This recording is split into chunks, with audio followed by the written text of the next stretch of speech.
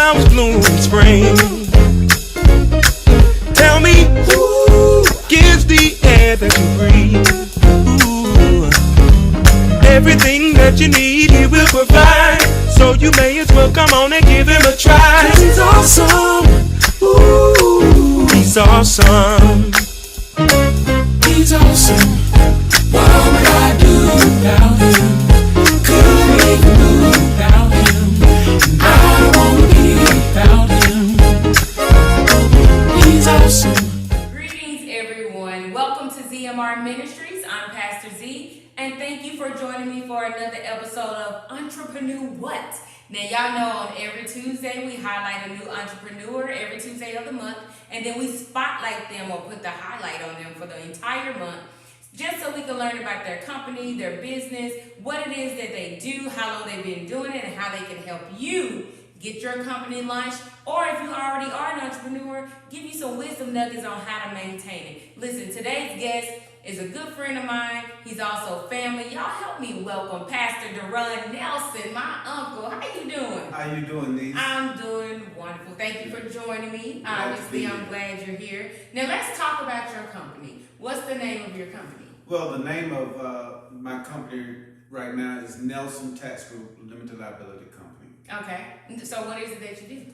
I actually prepare tax returns for individuals as well as business tax returns. And how long have you been doing that? Well, that part of my business venture I've been doing probably for about 13 years.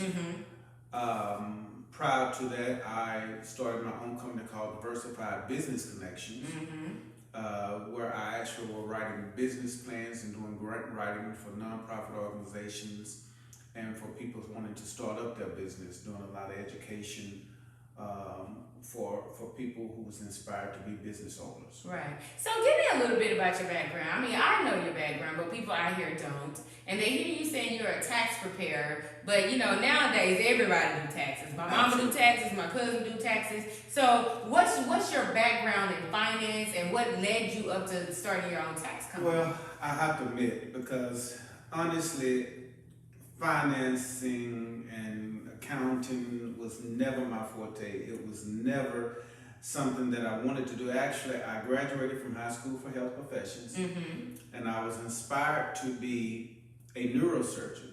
Okay, and, that's far from finance. Far from finance. I mean, they make good money. I think that's the only thing that aligns. Yes, but I was inspired to be a neurosurgeon, and just to give you the truth of the matter, I had got a 4-year scholarship at Baylor University and was going to go to medical school, and I had a girlfriend in high school that I did not want to leave behind.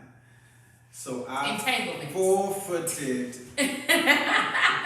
forfeited my 4-year scholarship and waited on her. And then when she graduated from high school, she told me that she wanted to experiment and explore dating other guys before we married. Yes, so of course that was a big traumatic thing for me, and so but I stayed in the medical field. I graduated from high school. I was an electroencephalographic technician, and did well in that, and joined the military. But what branch? I was in the Army Reserve. Ooh-ah. Yes, hail Captain Jack. Hey, Captain Jack. And so got out of that as a master sergeant, got married, and went through some things in my life. And my brother-in-law, your uncle, Terrence, actually knew that I had the business skills because I had diversified business connections, and I also started another company called Try Business Concepts, which was along the same line of writing business plans, but I actually was educating inspired business owners at that time. Right. So my Terrence actually said to me, "Man, you ought to think about getting into taxes." And I said, "Taxes? Man, I don't feel like dealing with IRS. I don't like numbers." And at first I was just thinking that how I was gonna be is just doing the calculator and trying to figure out all that. And I'm like, "Oh, I don't feel like doing all of that." And then he said, "No, man, it's real simple." He said, "You already have a clientele base. You would do well in it." So I pondered it for about a year, and around about December of that year, he came to me and said, "Man, look, I'm telling you, man, I know people that make enough money in between January and April where they don't have to work the rest of the year." And I said, that sounds interesting. It's a little inspiring. Yes. And so I've always wanted to diversify my financial portfolio. I said, so let me try this.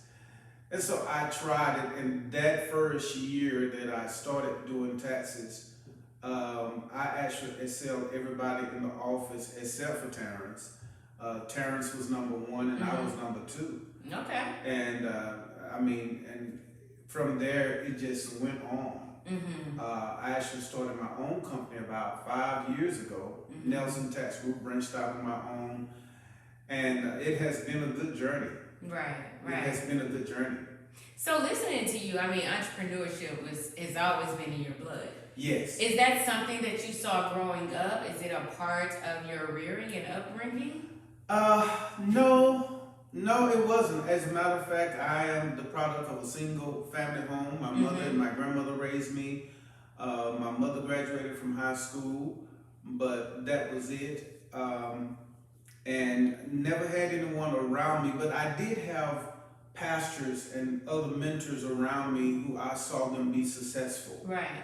And I think that's where I kind of compensated for not having a male figure in my life. I focused on my pastors, and they always looked successful, always were looking blessed, and looked like they were financially inept. Right, stable. Yes. Yeah. So I think that's where I got it from. But then I also remember a scripture that I heard T.D. Jakes say years ago, and he was explaining about in the Garden of Eden there were 4 streams and 4 rivers, the Euphrates, the Tigris, and so he went forth and it was explaining that in all of us there's at least 4 streams of income that God has put in our lives. And I never forgot that, and I always said there is at least 4 streams of income. And as I've gone through my life, it seems like there were talents that I didn't even know that I had. Right. They just start sprouting up. Right now, I prayed and I asked God, because when you deal with individuals, they're asking, how much do you charge? Oh, that's too high. But when you're dealing with business clients, they just want to make sure, you can keep them from owing, or you can give them as many deductions as they need so they won't owe. Right. And they don't mind writing a check or pulling out the money straight to you for $1,500. And so I've been praying and asking God to increase my business clients. And I say within the last year and a half, 2 years, my business clients have almost doubled what I was doing for my individual clients. So let's talk corporate America, because it doesn't seem like you ever really meshed with corporate America. When did you realize, you know what, that's just not my route to take? Entrepreneurship is the right thing for me.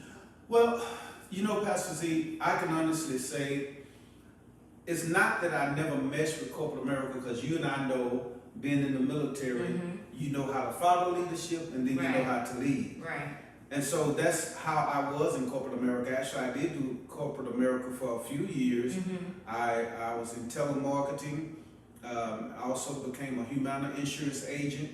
And so I always knew how to maneuver. But I tell you one company, and I won't mention their name, so we won't get sued. Right. They're not sponsoring nothing. Right. But there was one company I was working for, and they put us through insurance agent licensing school, and then they would pay us a certain amount of money. Let's just say they would pay us $17 an hour, but they had a contract with the parent company where they were getting paid $36 an hour.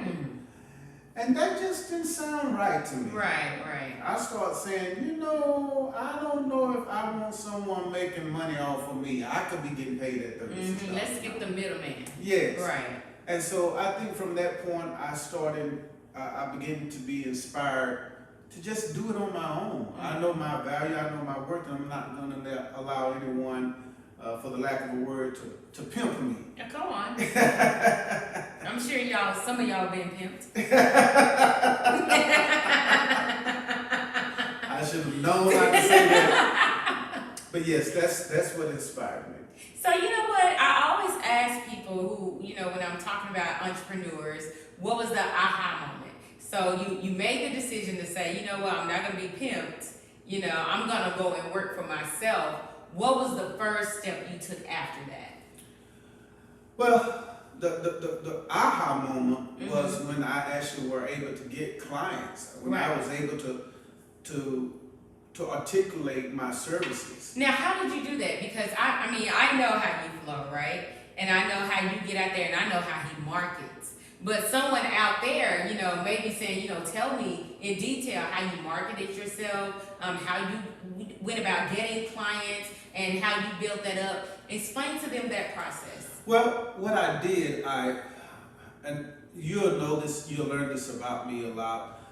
What I do, I really have a storage bank for powerful and impactful people, whether no matter what age they are. And I met this young man at a church one time, and he was probably about 13, 14, and he was at church, but he was always wearing a suit and a tie, just very articulate. And I walked up to him, I think I was probably about 25, 26 at the time. And I walked up to him and I said, man, you looking good. He said, thank you, sir.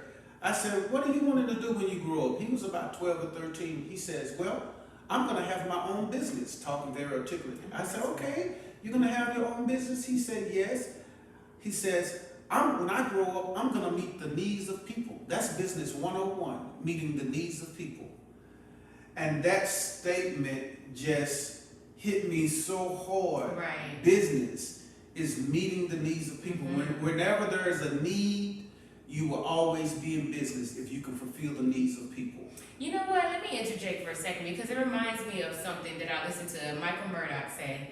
And he said, anytime you have a desire or a passion for something and you're praying, God, make a way or teach me how to do this, Holy Spirit, give me a download. He said, always couple it with a prayer saying, God, create a need for it in the earth. Yes. Because there's no point of you creating a business, a product, a ministry, or whatever it is that you want to create. That's right. And there's no need for it. There's no need for it. That's right. That's right. And so when that young man made that statement to me, that's how I strategize every marketing campaign that I've had for every business that I've had.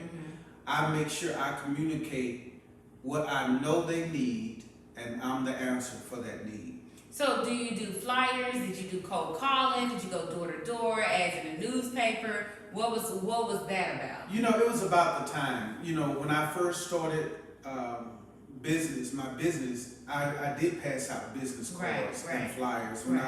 When I started my church, Turning Point Christian Fellowship Church in Red Oak, I literally printed out flyers and went and knocked on every door in Red Oak, advertising Turning Point Christian Fellowship Church. But I have learned to also adapt with the change of time. Flyers are, they may be good for hand-to-hand combat, but with the internet and the web and Google and Facebook and Instagram and all these other social mediums, you can reach the masses for a lower cost. And so now I have really capitalized off of using the social mediums. Right, and it's so important because when you think about when you come to your car and there's a flyer in your windshield, you typically throw that away. I know I look at it and say, oh, okay. Yes. Even business cards, you guys. I know that's a huge thing, especially for business owners. We like to get our cards and say, hey, this is who I am. Yes. But a lot of times those cards get tossed. Right. Because we live in a world of electronics. Right. And so with everything being accessible on social media, even marketing, paying for ads on Facebook, Instagram, Twitter, all of those sorts of things, it's like it cuts out all of the paper. Absolutely. You know, because when you think about it, when is the last time you looked at a flyer, even on a light post? Right. You know, when you're driving and you see those Right. little things in the yard. And sometimes, don't get me wrong, I've taken advantage of that. I'm like, what's that saying? I'm driving and I'm trying to take a picture. Right. And it actually worked out for me. So Right. I'm not, you know, disregarding that method of marketing. But 9 times out of 10, you'll do better, you know, on social media or Yes. on the internet, because so many people have a walking computer called a cell phone That's right in right. their hands. Well, and I'm glad you said that, because even when we talk about flyers, now when I have my graphic designer produce a flyer, I make sure it's in digital format, because now I don't have to pass out flyers. When I'm meeting someone, I ask them to give me their number, and it helps me in 2 ways. Because now I can get their number and follow up with them. Right. But I can also send them a digital photo Correct. of my flyer. Correct. And they'll always have it, and I always have their number to follow up. So yeah, it's you can do it different ways, but the digital way and going the internet is the best way to market Right, right. So now that your company has started, you know, you did your flyers, you've done marketing, you know, was it what you expected now that you look back in retrospect? No, it's not what I expected. Okay, what were your expectations? Well, I didn't have any expectations, because remember, the tax company, when Terrence introduced me to the tax company, I was used to the traditional tax company like H&R Block, Right. where you know you're getting paid an hour, you know, and people are coming in. But the way my tax company works is we have to actually go out and market our services to the client. Right. So at first I was not comfortable, I guess to say, that I would be able to attract the clientele that I need. And so now, and I can be honest with you, I never turn away new clients, but during tax season specifically, I'm overwhelmed. But now I do. He's overblessed. Overblessed. Because there are some people out there that's just like, I'll take some of those clients Right. out of hands now. But the bulk of my season used to be January through April. But God has sustained me where I work all year round now. Right. I actually do bookkeeping, I do payroll services. So you've expanded. Yes. Yeah. I've expanded. It's not just taxes and now I'm actually doing bookkeeping, and I've gotten so involved in it, Pastor Z, that I actually went back to school so that I can become a certified public accountant. Okay, so you get more education. Yes. Put more respect on your name. Yes. Yes. Added a little bit more validity. Yes, that's it. I said respect, but y'all know what I mean. So what has been the biggest advantage since, you know, deciding to work for yourself and starting your own tax company versus working in someone else's office? What's the biggest advantage for you? Well, the biggest advantage for me has been just being able to, if I need to take off from work, I can. You have your own time. Yes, Right. if I want to go on vacation, I can. But I say this even when I'm preaching at church or wherever I am.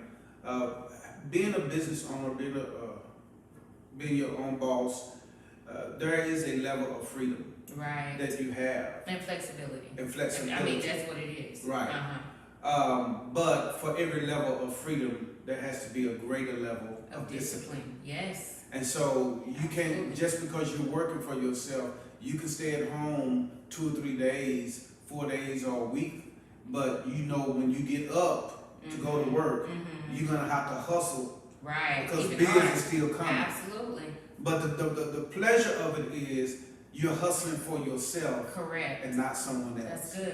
That's good because, you know, I talk to people all the time and I tell them, you know, I can't work for anybody. It makes me feel like a caged bird. And I'm just like, when I left corporate America in 2017, I never looked back. You know that. Yes. Anyway, they joke about me sometimes and say, you're Jamaican. Because any way I can make some money, I'm going to make that money. As long as it means I ain't got to clock in for nobody else, that's my freedom is very important to me. And so like you said, I said it, I believe, in another episode, where freedom sometimes is a gift and a curse. Yes. You know, because you said with a greater deal of freedom, you have to have even more discipline. And so that means getting out and working when you don't feel like it. You know, being awake when you want to be asleep. Yes. Putting in more hours than you would at a 9 to 5 because you're trying to make it work for you. Taking on a heavier load of clients because you're really trying to build or expand your company. So it takes a great deal of sacrifice on your end in order to make it work. Absolutely. But you're sacrificing for yourself. Right. So it makes the world of a difference. Yes. Because you're seeing it directly. It's not like you put in a few hours at work, they pay you a little check, and then their company is exploding and you're still in a customer service position. And you know what, Pastor Z, another aspect that I was just thinking about, and while you were talking, this came to my mind.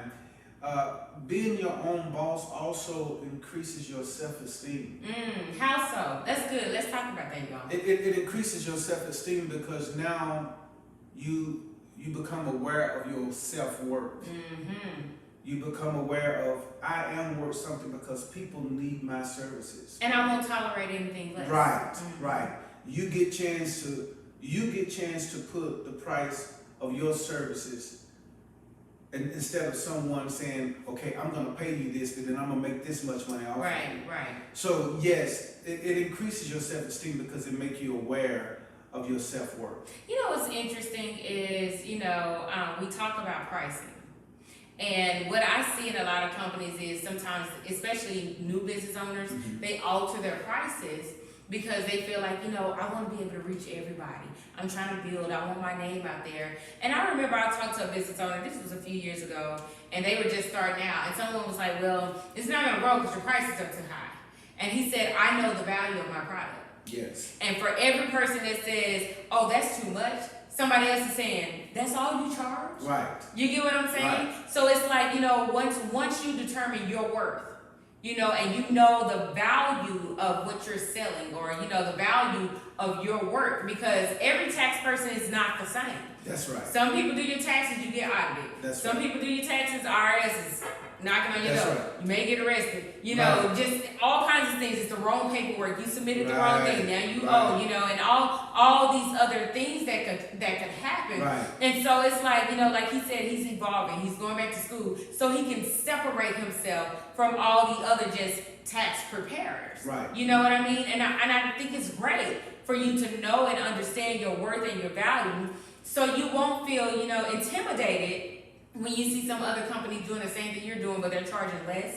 And it's like they're getting more clientele, they're making more money, I'm not seeing my return. But when you think about it, it makes me think of The Pursuit of Happiness. With Will Smith, remember that movie? And he was carrying around those things. Yes. And he sold one. If he could just sell that one, that was food and shelter for his son for a few months. Yes. And so, someone may have looked at that and said, man, you better throw that thing away. And he held on to it even though it just needed a light bulb. And he went and got that bulb at the end of the movie and sold it, turned it on and off for that doctor. They shook hands, and that was it. Now to somebody else, that ain't worth it. Leave that alone. They got other things. Right. But he knew the value and the worth of that particular item or product, that he would chase a homeless man or whoever the thief was that stole it. He chased him down to get it back. That's a good movie. And let me, since we are talking about pricing, because that is important, especially when you're a new business owner. Right. You're trying to be competitive. You're trying to get clientele. But listen, let me say this to you. First of all, there's enough clients in your industry, in your business, to go around. Period. Right. You are not the first person, majority of the time, you're not the first person starting something that has not already been started by someone else. Correct. And so that's why demographic analysis and marketing analysis is very important when you start your own business. You must know who you're going to reach, and you must know what is the going rate of the services in your area. Now, you're a new business owner. If you want to say, because I'm new and they don't know my product, I'm going to give them a discount, maybe of 10%. Okay, you can do that, so that you can get your name out there and people can become familiar with your services or product. But I want you to remember this. I remember a couple of years ago, I went to the Bentley dealership. And I was looking at the Phantom, and I was looking at the Flying Spur and the Ghost. Yes, and the Ghost and all of those, Rolls Royce, and so I was looking. Oh, but you did say Bentley. My bad. Yes. I didn't Yes, because there's definitely a difference in the Bentley My and bad. those. But I was looking at those cars, and something that I noticed that you would never see at a Bentley dealership or a Rolls Royce dealership that you probably would at a Toyota or a Mazda. Bentleys never go on sale. They're never discounted. And when you have something of value, it is never discounted. Because what happens with people who are used to value and used to professional services, they gauge how great your service and how good your service is by your pricing. Right. Most people of wealth, if you charge too low, you're too cheap. Which means that they're probably not going to get quality. People of influence, they are used to paying for what they need to make sure it's done right. And what I found is that they want to feel exclusive. Absolutely. Absolutely. Because they like to be able to brag and say, I was able to get this. You know, not just anyone can walk in and get this product. Right. You know, you have to have a certain level of income in order to just walk in and get that. Right. So you have to know your clientele. If you're appealing to people who are on the lower economic scale, maybe having some financial challenges, yes, you want to do your discounts and appeal to those.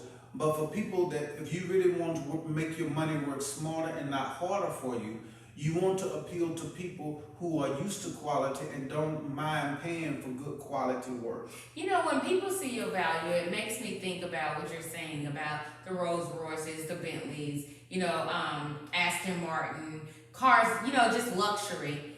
They don't advertise. They don't advertise. You may see, you know, on the back of a magazine, you know, a nice, beautiful car, you know, but other than that, you don't see them on commercials. You're not going to see them on the billboard because they know people who have the money to afford their product, they don't need an advertisement. They just go straight to the source. Their product speaks for itself. Right, correct. I mean, and going to your point, when was the last time you saw a Rolls Royce commercial? Exactly. Or even better, I mean, not just cars. Think of Beyonce.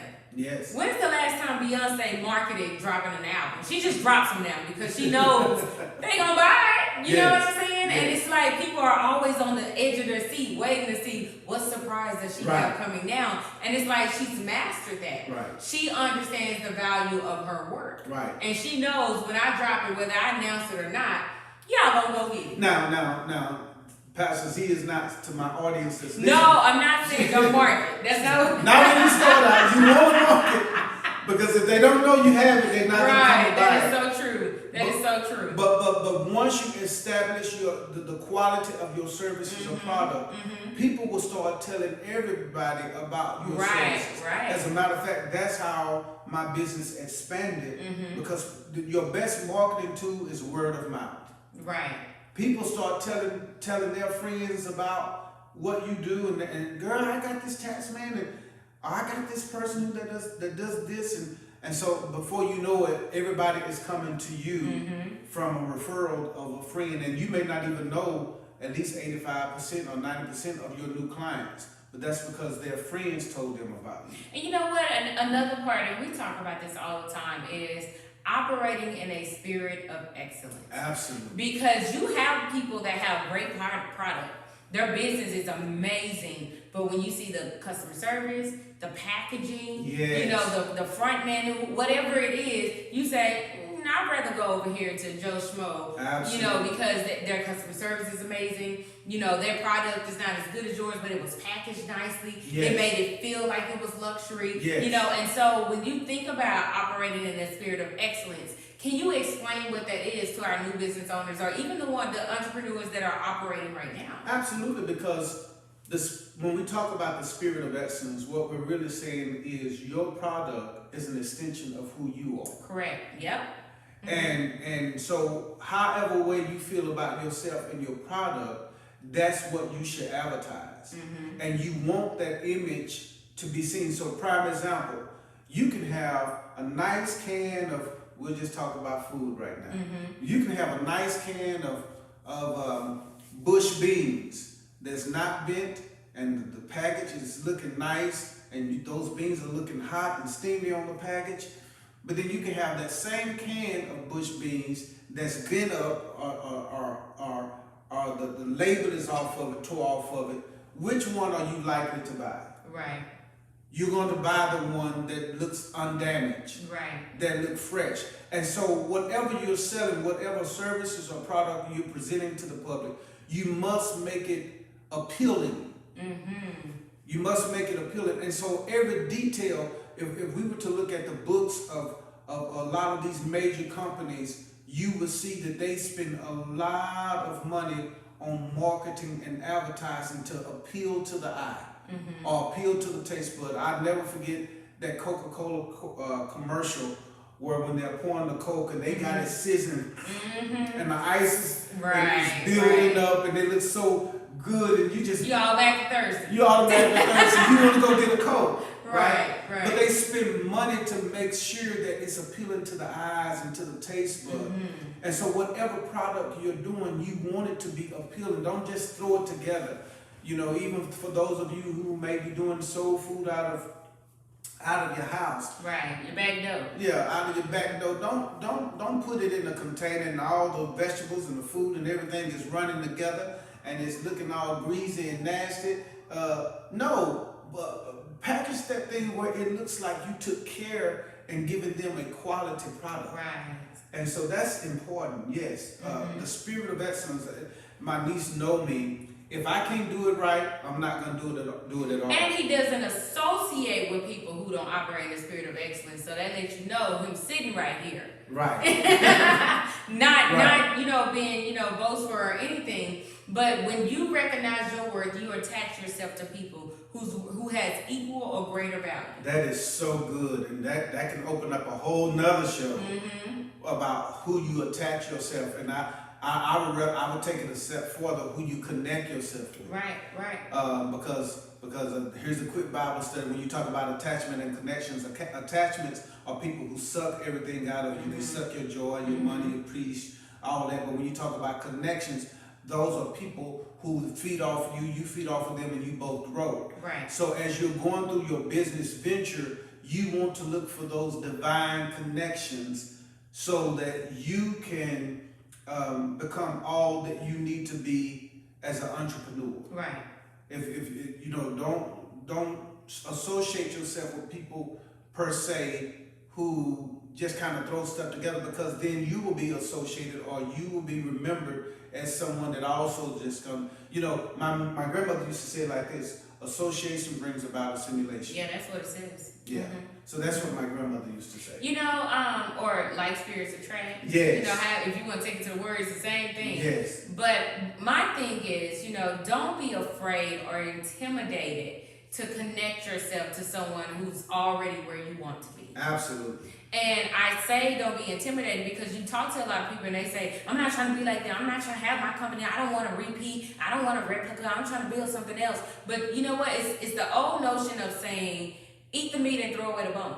You don't have to build the same company. Yes. You don't even have to have the same business plan. But since they are already operating at a level that you're trying to get to, go and learn of them. Absolutely. Glean from them. Ask them how they did it. And then you know what? You go and re-strategize and you reconstruct that works in a way that works. Why are you laughing? I'm serious. No, in a way that works for you. I'm going to tell you why I'm laughing, because I was thinking of coming to America. Hell, y'all. When you had McDonald's and then you had the McDonald's. But it makes me think about, whenever you look to the left or right, it can be intimidating, especially somebody out there saying, man, I want to start a tax group, but like Pastor Z said in the beginning, everybody do taxes. Right. And it's like finding your niche.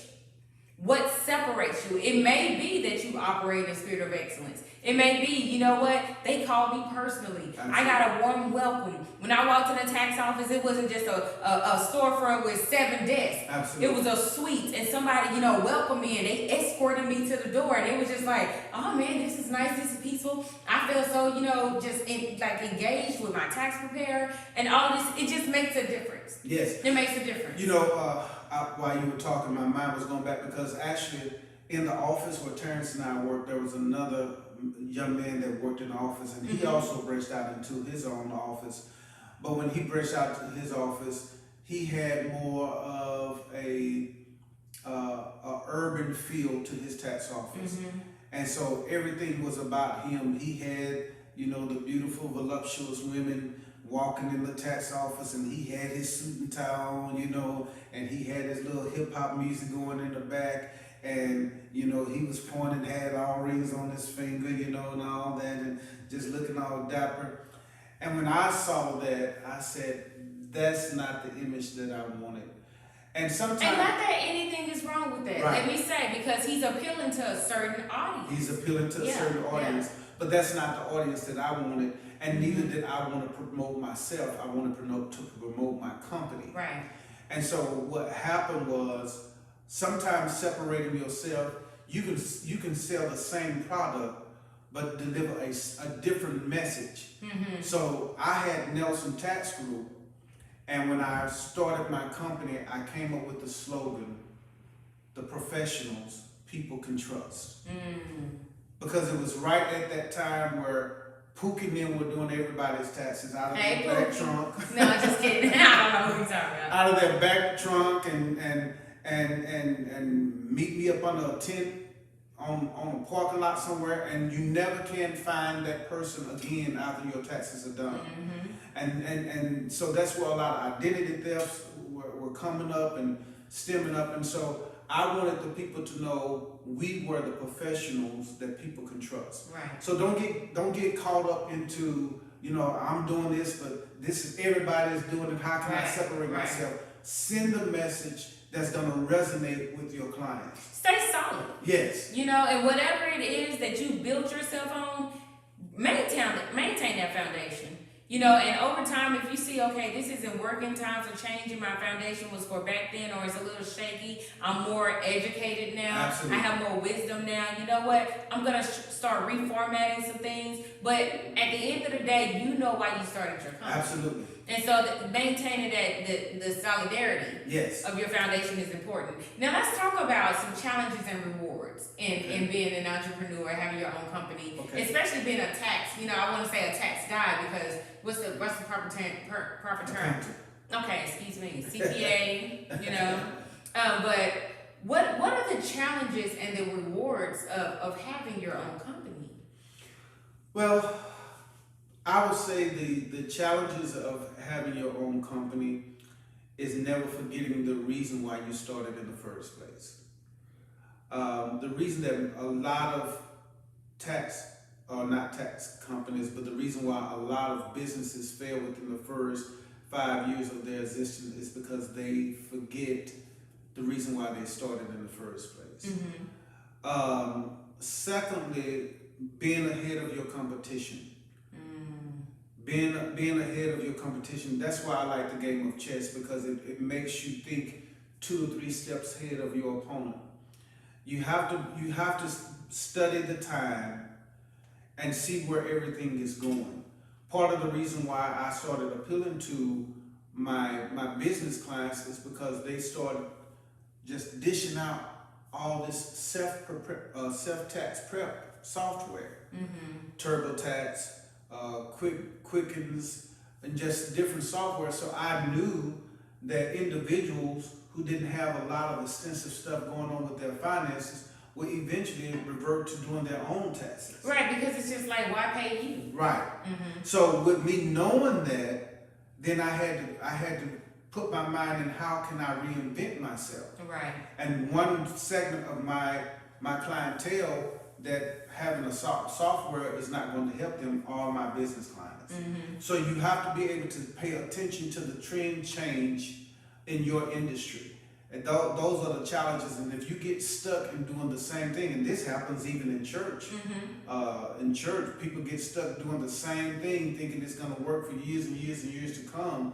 And unless you know how to change with the times, to transition with the times, that's the challenge. Now, how do they know that? Because we call that discernment in the spiritual world, in the church world.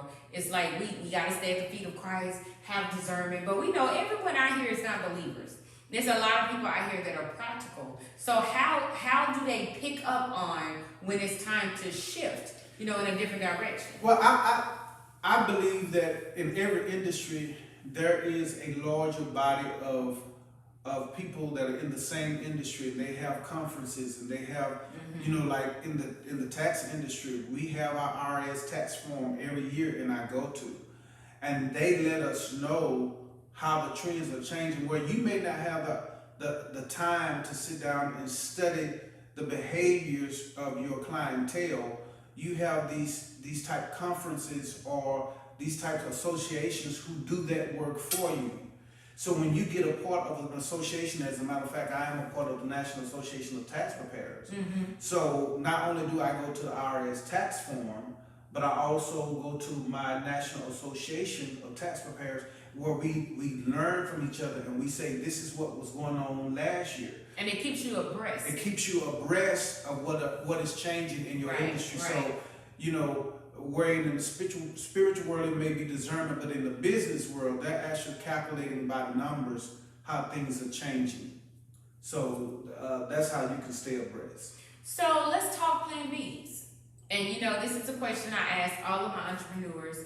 Do you believe in Plan Bs? Whenever you decided, I'm going to do 100% work for myself, did you have a backup plan? I'm probably one of the anomalies, because I never started the tax business. That was not my first love. That was not my first desire. However, even now, and I won't say what I was about to say. I don't know what he was going to say. But I won't say it. I trust your judgment. I won't say it. But I would say this: you have to flip your businesses into something else.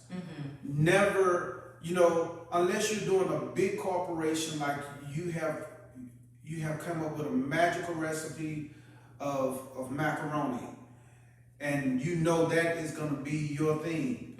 But I want you to take note of a lot of other food places, like KFC. Yeah, they started out with chicken, but they also ended up making some other stuff. Right. And so you have to be able to diversify your area. When you say Plan A, Plan B, say for instance, now I'm doing well in the tax industry, but now I'm about to start investing into real estate. I'm about to start buying property, and I've been looking at these container homes, and right now in Arkansas you can buy land. You can buy lots of land for $500 or $1,000, and you go to Arkansas and buy at least 10 lots, and then put container homes on them and rent them out, or make them an Airbnb or Airbnb. And so you always find ways to make money while you are asleep. Right. And I'm so glad you said that, because the ultimate goal is not for you to work to make money, but your money works for you. Absolutely. So while you're sleeping, whether you get up and push a button, make a phone call or not, your money is continuously working for you. That's right. And so I'll be honest with you, like I told you at the beginning, I was raised by a single parent. Right. So getting into the business world, I had to come up with a service or product so that I can make the money. But once I made the money, now it's time to invest the money. To expand it. And that's another thing that a lot of new entrepreneurs make a mistake. They are so busy trying to pay bills, they make the money, then they spend it right away. Right. And then you got the issue of commingling funds and all of that. But when you start your business with a strategy in mind. Start with a strategy in mind. I'm going to start here but eventually I'm going to end up here. Not only am I looking at buying land, but I also want to invest in some trucks. And put some trucks on the road, hire some drivers, because that's another industry it's another stream. Yes, it's another stream, and right. It's also another industry that's not going nowhere anytime soon. And then another thing that I'm looking at investing in, as things continue to go on, I'm looking at getting into the funeral home industry, because that will never, ever. People dying that ain't never died. And they never died before. We've been saying that for a long time, y'all. Yes. So, all in all, when you look at your blueprint that has been set out for you, what is, or do you believe there is a blueprint to success? Because someone watching, even though you're like, I could be better in my company. Like, I'm praying for more business clients. I want to be in another bracket. And but someone else is watching saying, man, if I could be like Pastor Nelson, if I could get to that point, that's my idea of success. Do you believe there is a blueprint, or is it different for everyone? I can't remember this motivational speaker, and as you was talking, I was trying to remember his name, but I'm going to give you a story that he gave me, and this is the blueprint for success. He said that there was this billionaire of this company came in to the corporate office one day, and this young guy who have always looked at him, was always inspired by him, said, "Sir, I've always looked up to you, and I dress like you, and I try to walk like you.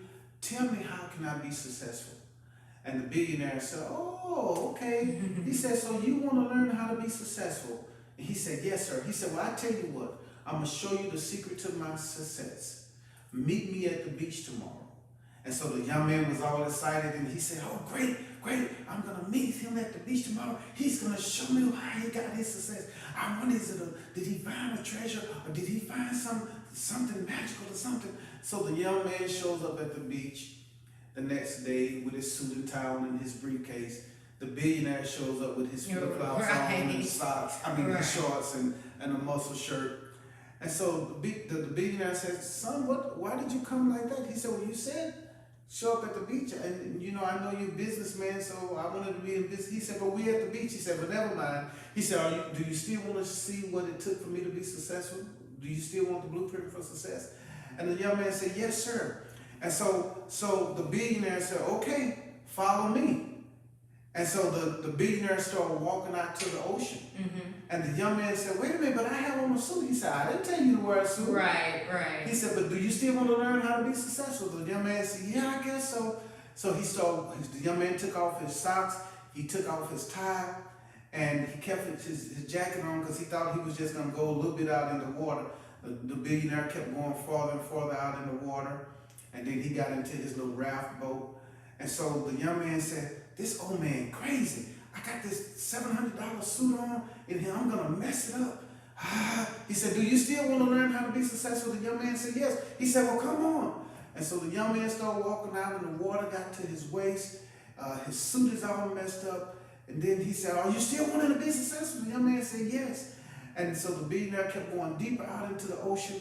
And finally, the water got up to the young man's neck, and he had to start swimming. He left his briefcase. The billionaire said, "Do you still want to learn how to be successful?" The young man said, "Yes." So finally, the young man was swimming to the billionaire as the billionaire was in the raft. When the young man got closer to the raft, the billionaire took the young man's head and pushed it up under the water. So the young man started struggling.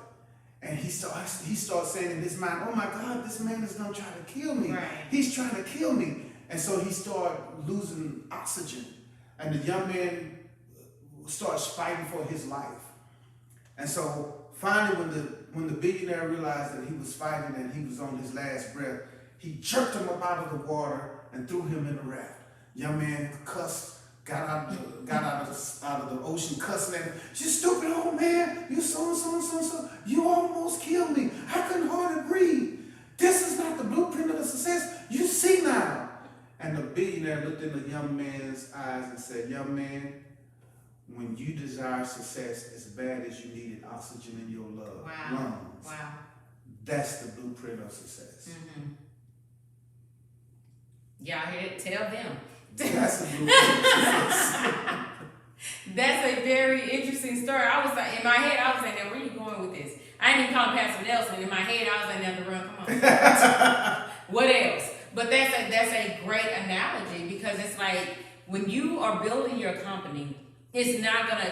You have people who they say was a millionaire overnight. Yes. I started a company and boom, it just took off. And sometimes that happens, but that's not the normal case for everyone. And you don't want to get in the mind frame of looking at someone else, because I remember there's an old quote that says, "Fight for success until your idol becomes your competition." Ooh, I didn't make that up, but I love the response. Thank you. I take that for myself. But it's like you keep that in your mind at all times. Absolutely. Because eventually the student becomes a teacher. Yes. Yes. And so while you're on your journey to building your company, to being a business owner and entrepreneur, one thing that stuck out most about this story is he tried to emulate the man. Yes. In his dress, in his attire, then in a lot of ways he wasn't being realistic. Right. Because I'd rather just have a suit in the suitcase and show up to the beach in my swimsuit and let them tell me, right. or bring one with you. Right. But it's like sometimes we overanalyze things. That's right. And we forget that even successful people are still human. That's right. So here's a big question that I ask all my entrepreneurs, which is also the topic or the name of this segment is Entrepreneur What? What is it that you wish you had have known before becoming an entrepreneur? That's such a good question. I wish I had known the power of marketing myself. Mm-hmm. I had so many insecurities about myself mm-hmm. when I started a business, mm-hmm. and I procrastinated so long. And you know me, that's one of the things that I've always struggled with was procrastination, because right. with that spirit of excellence, if it's not exactly the way I think it should mm-hmm. be, I don't do it at all. Right. And so had I known that if you can just have a spirit of excellence on your level. Come on. That's something I say all the yes. time. Right. If you could have the spirit of excellence on your level. And it kind of reminds me, like I said, I grew up in a single home. My mother, she worked at a dry cleaners, but we didn't have a lot of money. And it was just me. We didn't have no money. And there were times when school started, I was not able to get new school clothes. But one thing that my mom taught me was no matter what you wear and no matter how old it is, first of all, take care of it, wash it. And back then she taught me how to starch my jeans. Mm-hmm. So even though they were an old pair of jeans and they might have been a little short, I said short, I know it's short. But even though they might have been a little short, they still had the crease in them. Right. So you may not have everything that you want to have to start your business right now, to have the expensive ad, but start on your level and make sure it looks good on your level. Presentation. Yes. Yeah. Yes, make sure it looks good on your level. Well, y'all hear that? Make sure you're presenting yourself in the right way.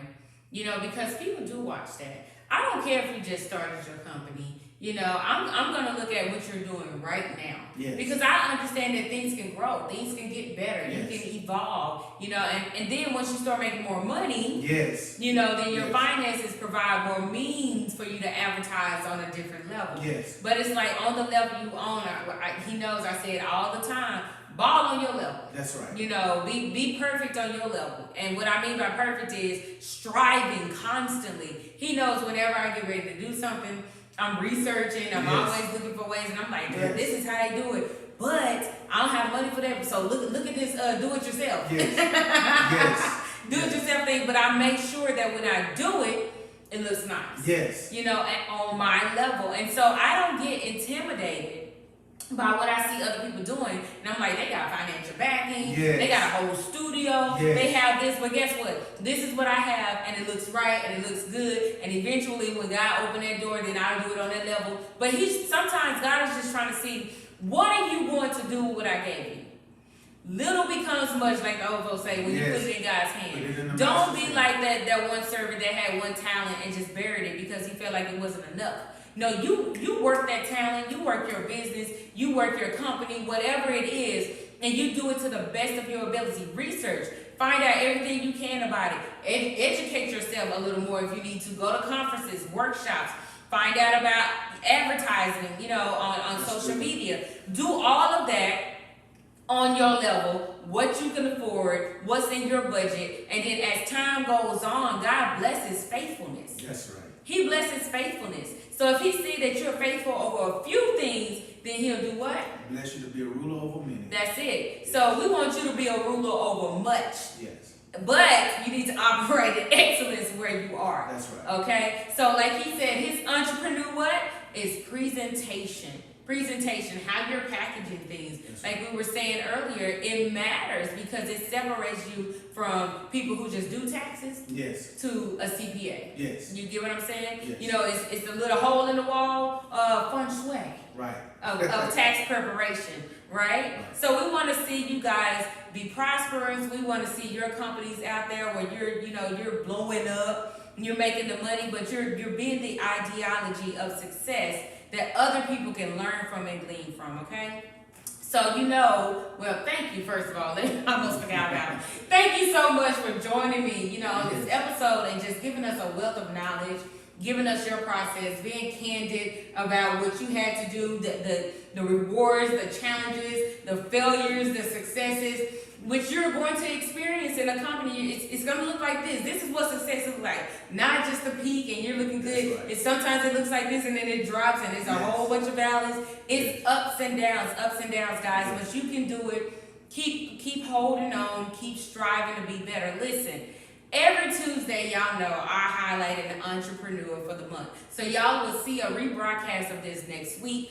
All of this month, he is our highlighted entrepreneur. However, I know there are some entrepreneurs out there that are watching saying, you know what, Pastor Z, I have my company. I would love to sit with you. I want you to interview me. I want to get my company name out there. I would like other people to, patronize me. We want to know your story. I want to know your journey. I would love for you to sit where Pastor D is sitting and we talk about your company, your successes, your failures, your background, everything that we talked about today. I want to discuss it with you. So reach out to me. You'll see my information, my email. You can DM me and I'll take a look at that. And we're going to be looking at your journey. And who knows, you may be sitting with me and I'm talking to you about Entrepreneur-What. For those who are aspiring to be an entrepreneur, I pray that anything that Pastor D said today, that it bless your life, that you can take in those nuggets of wisdom, the blueprint, the process to success, and it'll be encouragement for you, and it'll give you the wherewithal and the strength and the confidence to get up and start that business. Thank you, Pastor D, once again. Uncle Dee. Thank you for joining me. Thank you guys for joining me. Tomorrow is what? Wednesday. So we have another topic. What's the issue Wednesday? We have some special guests. I can't wait for you guys to join us. Join me tomorrow evening. It's going to be a treat. Thank you all for joining me as always. You have a blessed night. Oh, Lord.